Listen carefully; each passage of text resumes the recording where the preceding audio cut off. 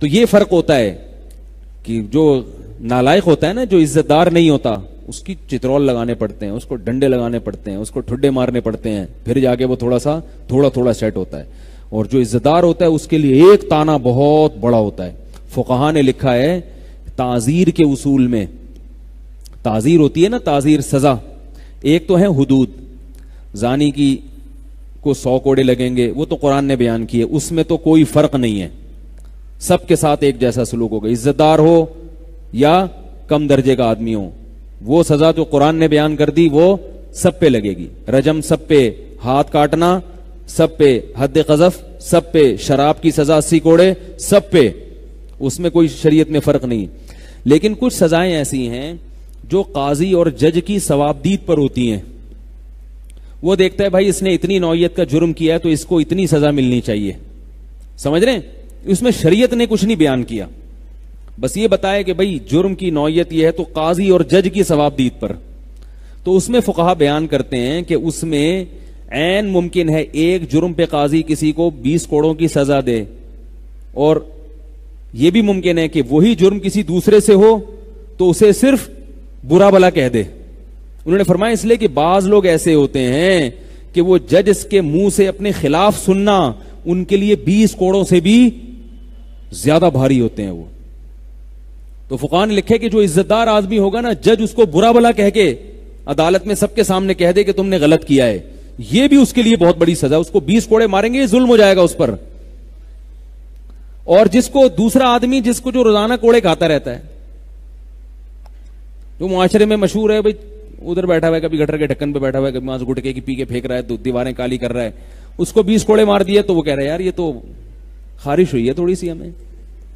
صحیح ہے نا, تو کیا ہو گیا, کوڑے کھا کے ہی مضبوط ہوں گے. ایسے بھی لوگ ہوتے ہیں نا, اگلی دفعہ آئیں گے تو 40 کھائیں گے, وہ اس طرح کے. تو اس میں بھی فقہا نے فرق بیان کیا ہے کہ ایک ہی سزا ایک آدمی کو کم دی جائے گی اور عزت دار آدمی کو, ایک آدمی کو زیادہ دی جائے گی اور عزت دار آدمی کو کم دی جائے گی. میں بار بار کیوں بتا رہا ہوں کہ دیکھو عزت دار لوگوں کی عزت کو مت اچھالا کرو, اگر ان سے کوئی برائی ہوتی ہے, کوئی جرم دیکھو تو اس پہ پردہ ڈالو, کیونکہ ایک عام آدمی کا جرم اگر لوگوں کے سامنے ظاہر ہوتا ہے اس کی اتنی بے عزتی نہیں ہوتی. عزت دار آدمی کا تھوڑا سا جرم لوگوں کے سامنے آ گیا, وہ بیچارہ زمین میں گڑ جاتا ہے, تو اس کو اس کے جرم کی اتنی بڑی سزا کیوں دے رہے ہو, اتنی بڑی سزا کیوں دے رہے ہو. اس کا حل یہ کہ اس کو الگ سے جا کے تنبیہ کر دو, الگ سے محبت سے سمجھا دو اس کو کہ بھئی یہ برائی ہے, یہ آپ چھوڑ دیں. تو ہم کیا کرتے ہیں کہ ہر ایک کو ایک ہی لاٹھی سے ہانک رہے ہوتے. اسی طرح یاد رکھو, بات تو تھوڑی سی عجیب سی ہے لیکن جب ہے تو میں کروں گا اس کو, کہ بعض جب لوگ جب نکاح کر کے لاتے ہیں نا عورت کو گھر میں, تو یہ نہیں دیکھتے کہ یہ عزت دار خاندان سے ہے, یا وہ اپنی پرمپرا جو ہے نا اس پہ ٹھونسنا شروع کر دیتے ہیں. بعض عورتوں کے فون آتے ہیں, انہوں نے کبھی زندگی میں گالی سنی نہیں ہوتی, جب وہ شوہر کے منہ سے موٹی موٹی گالیاں سنتی ہیں ان کو بہت بے عزتی محسوس ہوتی ہے. انہوں نے اپنے خاندان میں کبھی گالی کا لفظ سنا نہیں ہوتا, اور شوہر کے لیے گالیاں دینا نارمل ہوتا ہے. وہ پیدا ایسے خاندان میں بات بات پہ گالی,